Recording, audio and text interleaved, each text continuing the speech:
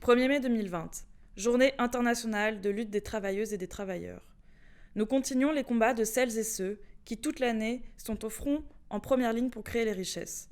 Cette majorité qui use ses nerfs, ses muscles, son cerveau et sa santé pour faire tourner toute la société. Toutes et tous exposés au virus de l'exploitation capitaliste, nous rappelons que le vaccin, c'est la solidarité, que seule la lutte collective paie et que c'est là le chemin vers notre immunité. Salaire, conditions de travail, de formation et de retraite, nous nous battons pour nos vies. En ce moment, un autre virus, le corona, sème la mort. Mais c'est bien cette volonté de maintenir coûte que coûte la vitalité des profits pour quelques-uns qui surexpose certains et certaines d'entre nous à la maladie.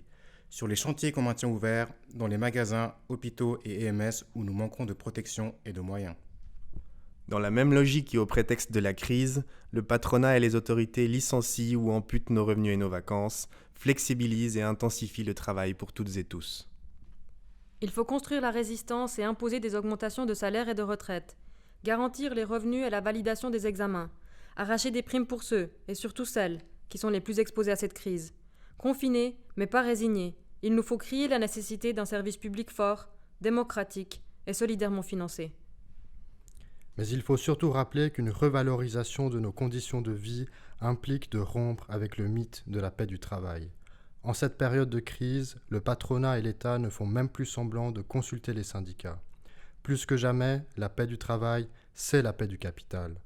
Tous nos grands acquis sont le fruit de nos luttes, de nos grèves. Travailleuses, travailleurs, reprenons l'offensive.